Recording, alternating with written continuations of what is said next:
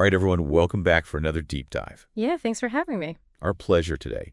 We're going to be talking about something that I think is very applicable to everyone who drives a car. Absolutely. So picture this. You're cruising down the road. Maybe you're on a long road trip. Maybe you're just doing your daily commute, and that familiar itch hits you. Oh, yeah, I know that itch. Yeah, right? You want to change the music, or maybe you need to quickly check the GPS, just a quick glance. But even in that split second where your eyes leave the road and your focus shifts, in the back of your mind, there's a little bit of danger there. Yeah, definitely. And, it's not just about changing the music or checking the GPS. It's any interaction with these increasingly complex infotainment systems that we have in our cars. They're packed with all these features, which is great, but it comes at a cost. It's like this trade-off between convenience and safety. Because all those bells and whistles, they can be pretty distracting, right? They're pulling our attention in so many directions, visually, manually, and even cognitively. And that's a recipe for potential trouble on the road. You hit the nail on the head there. It's a huge concern. And it's not just anecdotal. There's a growing body of research that shows that using these infotainment systems while driving it really does increase the risk of accidents. And it's not just the act of taking your eyes off the road for a moment, right? It's the whole mental process of navigating menus, figuring out where things are making selections, all while trying to maintain control of a vehicle moving at speed. That's where this concept of air gestures comes into play. And it's getting a lot of attention as a possible solution to this problem of driver distraction. Imagine being able to control those systems just by waving your hand, adjusting the volume, navigating menus, all without needing to take your eyes off the road. That's the dream, right? Having this sort of seamless interaction with our cars without compromising safety. And that's precisely what's so exciting about the research we're diving into today. Yeah, we're going to unpack a really interesting study that was presented at Automotive UI 23.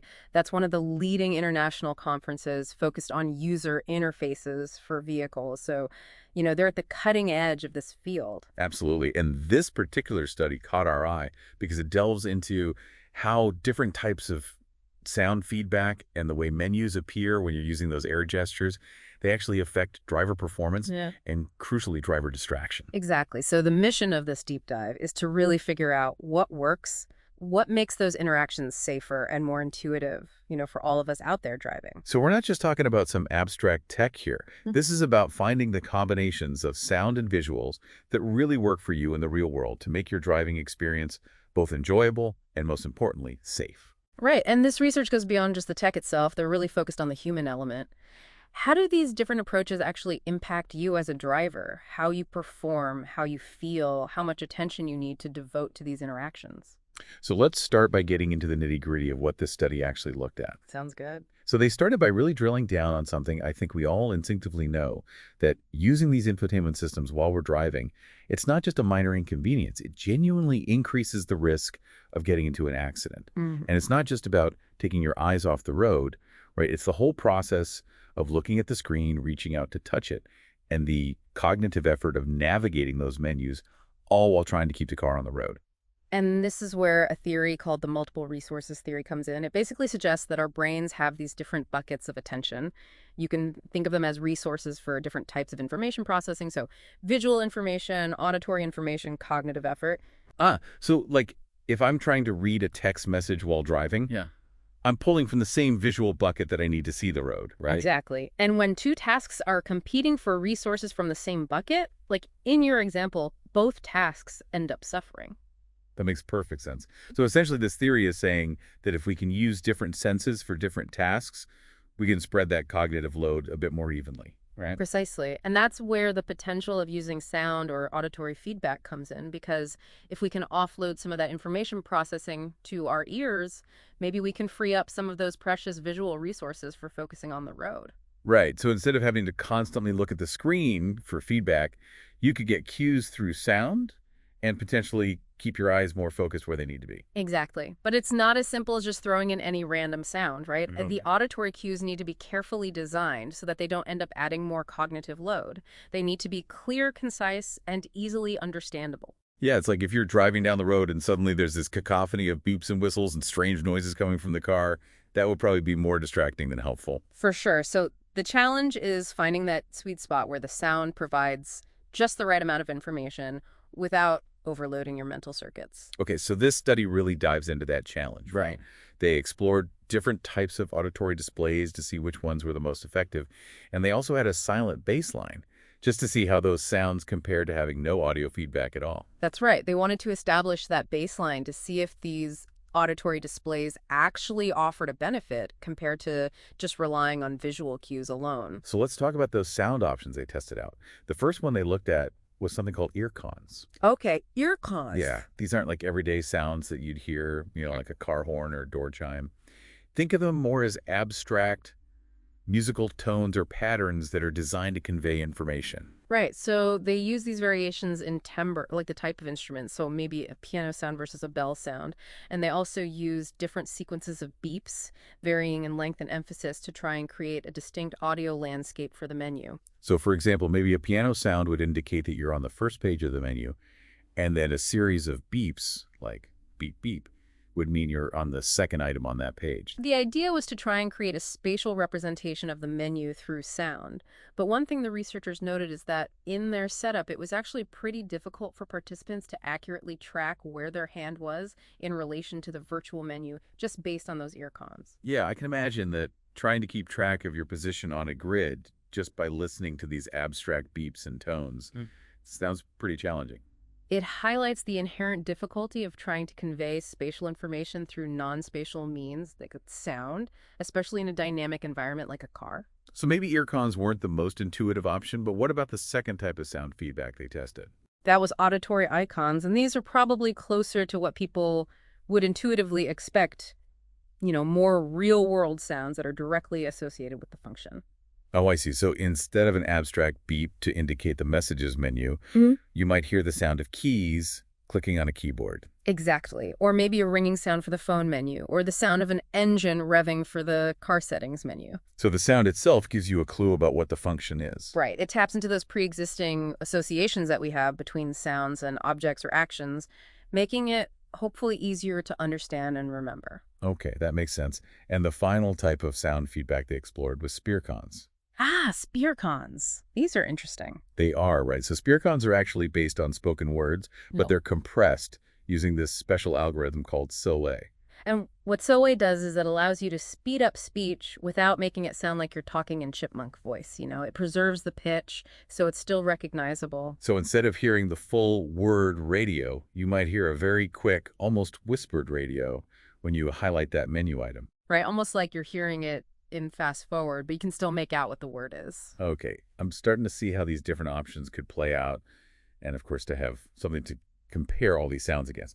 They also had a no-sound condition where participants had to rely solely on visual cues from the screen. Right, so they had a baseline to see if any of those auditory displays actually made a difference compared to having no sound feedback at all. All right, so we've got the different sound options covered, but they didn't stop there.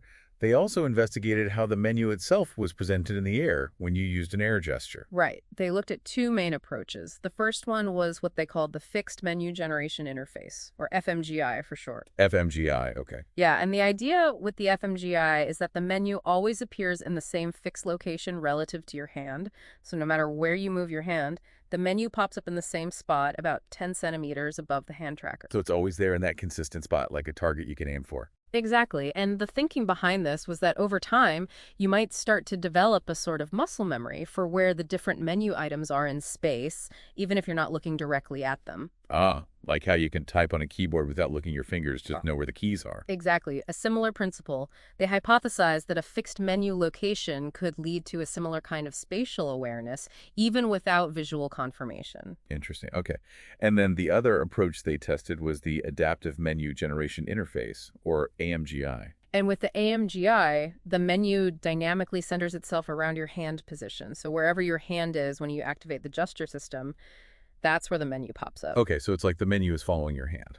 Precisely. The idea being that it could feel more intuitive, more natural, like an extension of your hand, and it could also potentially reduce the need to make large-reaching movements. Makes sense, but I could also see how that could be a bit disorienting if the menu is jumping around all the time.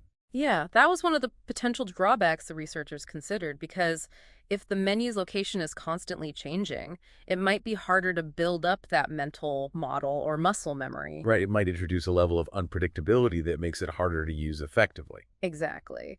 So they wanted to see how these two approaches would compare in terms of driver performance and distraction. Okay, so they had these different sound options, they had these different ways of presenting the menu. Now, how did they actually put it all to the test? They set up a pretty cool driving simulator experiment with 32 participants. So these weren't just passive observers, they were actively driving in the simulated environment while trying to complete tasks using this air gesture menu system. Wow, so they were really putting it through its paces. Yeah, they wanted to make it as realistic as possible, so the participants had to navigate a simulated suburban environment with other cars on the road, pedestrians, traffic lights, the whole works. And they had to control the car and use this air gesture menu at the same time. Exactly. It was designed to simulate the divided attention demands of real-world driving. So what kind of tasks were they trying to accomplish with this menu system? The menu itself was set up as a 2x2 grid with 3 pages that you could swipe through, so a total of 12 menu items. And these weren't just abstract commands, they were things you would actually use in a car, like controlling the radio, making a phone call, sending a text message, adjusting the climate control, things like that. So everyday tasks that you might be tempted to do while driving. Exactly, the kind of things that could potentially pull your attention away from the road. Okay, so how did they actually interact with this virtual menu? They used a set of predefined hand gestures that were designed to be relatively simple and intuitive. Like what kind of gestures? So to activate the system, they would just make a grabbing motion with their hand like they were clenching their fist, and then release it to move between menu items. They would simply hover their hand over the desired item. Okay, so like pointing, but without actually touching anything. Exactly. And then to switch between those 3 pages of the menu, they would make a swiping gesture with their hand. Like you're swiping on your phone screen. Right. And then to actually select an item, they would make that grabbing motion again and release. Got it. So a fairly simple set of gestures designed to be performed while keeping your eyes on the road. Exactly. That was the goal. But of course, the researchers needed a way to measure whether people were actually keeping their eyes on the road. Yeah. How did they do that? They used eye tracking technology so they could see exactly where participants were looking and for how long. That's pretty sophisticated. Yeah. So they could actually quantify how much visual attention was being directed away from the road and towards that virtual menu. Exactly. It gave them a really precise measure of visual distraction. Okay, so they were measuring visual attention. What else were they looking at? Well, they were also measuring driving performance. So things like how well participants were able to maintain their lane position, how much they had to adjust the steering wheel to stay on track, how consistent their speed was. So objective measures of how well they were controlling the car. Exactly. And they also measured how well people were performing those secondary tasks with the menu system. So how accurate they were in selecting the right menu item and how long it took them to make those selections. So they were looking at both the driving performance and how well they were able to use the menu system. Exactly. But they didn't just want to measure these objective things. They also wanted to get a sense of how people were experiencing these different systems. You know, how they felt while using them. Right, because even if a system is technically effective, if it's really frustrating to use, people might avoid using it altogether, or they might use it in a way that's actually more distracting. Exactly. So they wanted to capture that subjective experience as well, and they used a couple of standard questionnaires. This one was called NASA TLX. NASA TLX. Yeah, it's a widely used tool for measuring perceived workloads. So it asks people to rate things like how mentally demanding the task was, how much effort they had to exert, how frustrated they felt, and then it gives you an overall workload score. Okay, so it's capturing that cognitive side of things, Yeah. how much mental effort they had to put in. Precisely. And then they also used another questionnaire called the System Usability Scale, or SUS. SUS. Yeah, and SUS is a really common way to measure how usable a system is, you know, how easy it is to learn, how efficient it is to use, how pleasant it is overall. So they're capturing that overall user experience. Exactly. And then finally, they just straight up asked people which of the sound feedback options they preferred just to get a sense of which one they liked the most. Okay, so they were covering all the bases, objective measures, subjective measures, and user preferences. Yeah, they were trying to get a comprehensive picture of how these different combinations of sound feedback and menu designs actually impacted the driver. All right, so we've talked about the setup. We've talked about what they were measuring. Yeah. Now let's get to the good stuff, the results. What did they find? Okay, so let's start with those different sound feedbacks. Remember, their first big question was, how did those impact driver performance and distraction? Right, so what happened when people were using those ear cons, those abstract musical tones? Well, when they looked at eye glance behavior, they found something pretty interesting. Both spear cons, those sped up speech sounds, and auditory icons, those real world sounds, they actually led to fewer glances away from the road and shorter total dwell times compared to those ear cons and having no sound at all. So basically, when the sound directly related to the menu item, people were able to find and select it more quickly, meaning less time spent looking away from driving. Precisely, the more intuitive the connection between the sound and the function, the less you have to rely on visual cues. Okay, that makes sense. And here's where things get even more interesting. Those ear cons, they seem to perform significantly worse when paired with that adaptive menu, the one that kept changing its location. Yeah, it was almost like trying to match those abstract musical patterns to a moving target. It just didn't seem to provide a stable mental map for people to effectively navigate the menu. It's like trying to find a specific song on your phone, but the icons keep rearranging themselves every time you look away. It highlights the importance of consistency, especially when you're dealing with abstract representations. Right, so for ear cons, at least a fixed menu location seems to be much more beneficial. Absolutely. And then when they looked at how people felt about those different sound options, they got some pretty clear results too. Okay, how did they feel? Well, the spear cons, those compressed speech sounds, they generally led to lower ratings of mental effort, frustration, and overall workload compared to having no sound at all, and in some cases even compared to the ear cons. So people felt less mentally taxed when using spear cons. Exactly. And they also reported feeling like they performed better with spear cons, so not only were they feeling less stressed, they also felt more confident in their ability to use the system. That's a win-win, and it really speaks to the power of leveraging our natural ability to process speech, even when it's sped up like those fear cons were. And then when they looked at overall usability using that SUS scale, spear cons again came out on top scoring in the good usability range. Auditory icons were next falling into that acceptable zone, while ear cons and the no audio condition both received lower scores, kind of ranging from okay to pretty bad usability. So basically, not only did spear cons seem to lead to less distraction and lower workload, but people actually liked using them more.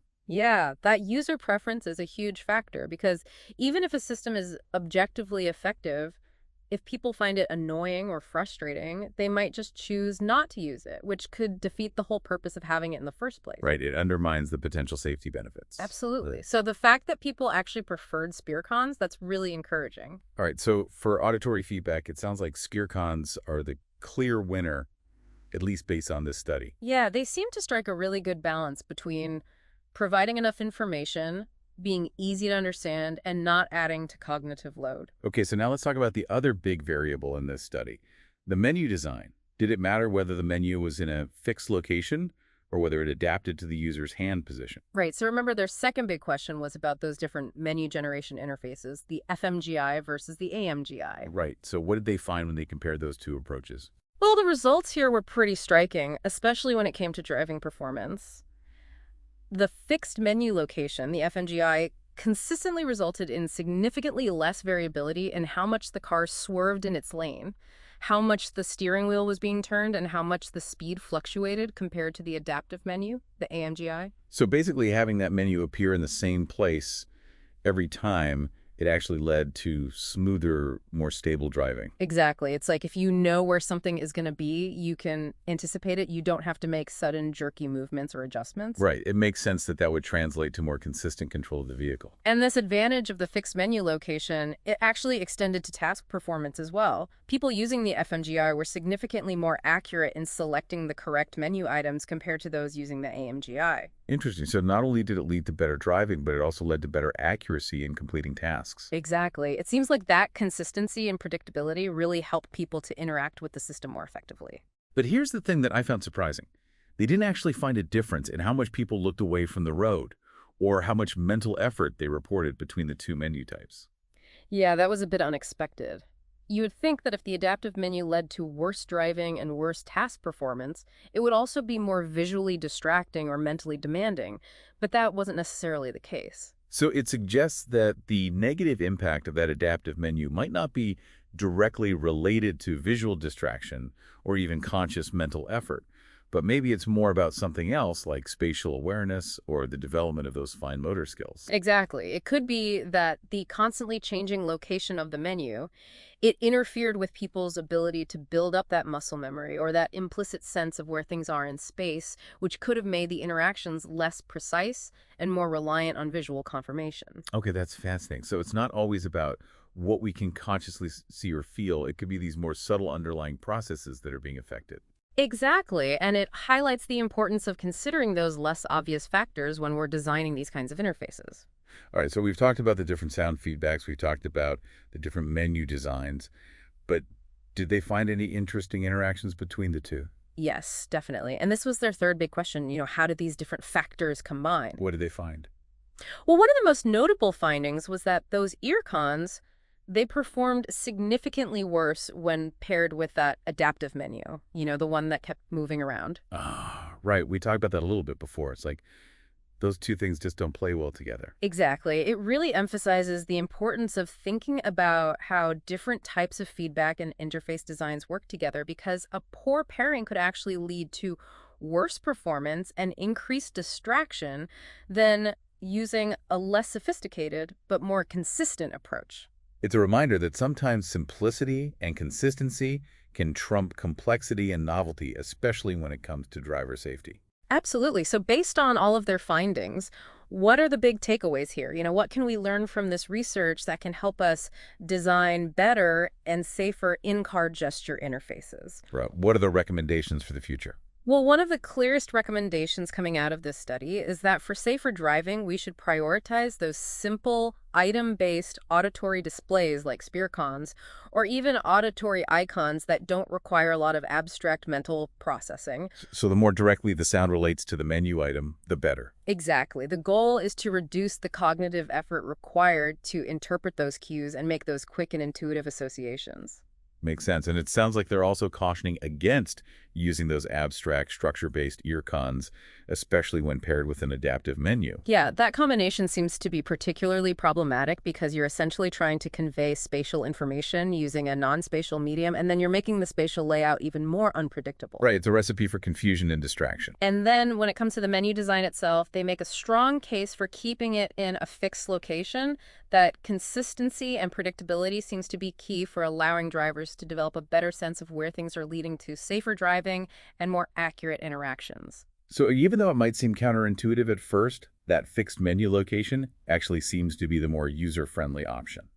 Exactly, and it all comes back to that idea of reducing cognitive load and supporting the development of those automatic, almost subconscious responses. Right, because when you're driving, you want to minimize the amount of conscious thought and effort required to interact with these systems. Absolutely, and it's also worth noting that this study did have some limitations. It was conducted in a driving simulator, so it's not perfectly representative of real-world driving conditions. Right, and they were also only looking at a fairly simple menu structure with relatively high-level navigation. Yeah.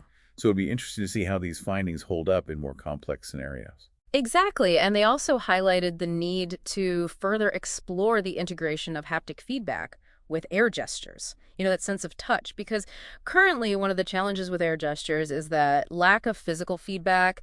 You don't really know if you've successfully activated something or made a selection without looking. Right, it's like typing on a touchscreen keyboard. Sometimes you're not sure if you've actually hit the right key. Exactly, and that uncertainty can add to mental workload because you have to constantly check visually to confirm that you've done what you intended. So incorporating haptic feedback, maybe some kind of subtle vibration or pressure when you make a selection that could really enhance the intuitiveness and the confidence of using air gestures. Absolutely. It could provide that much-needed confirmation that you've been successful without requiring you to look away from the road. Okay, so spear cons and fixed menus seem to be the winning combination for now. But there's definitely more work to be done, especially as we move towards more complex systems and more integrated haptic technologies. Right? This is an area of ongoing research and development, and it's exciting to see how these findings are informing the design of future in-car interfaces. Absolutely. And for you, the listener, the takeaway here is that as you start to see more of these gesture-based systems in your cars, pay attention to how they're designed. Look for those systems that use clear and intuitive sound cues and that offer that consistency and predictability of a fixed menu location. Because ultimately, the goal of all this technology is to make our lives easier and safer. And by understanding these principles, we can be more informed consumers and advocate for the kind of interfaces that truly enhance our driving experience. So the next time you're behind the wheel and you reach out to interact with your car's system, take a moment to think about the design choices that went into that interface and consider how those choices might be affecting your attention, your workload, and your safety. It's all about finding that sweet spot between innovation and usability, and ultimately ensuring that technology serves us, not distracts us. Well said. Thanks for diving into this research with me today. It's been really enlightening. My pleasure. Thanks for having me. And for all of you listening out there, thanks for joining us on another deep dive. We'll see you next time. See you later. Bye-bye.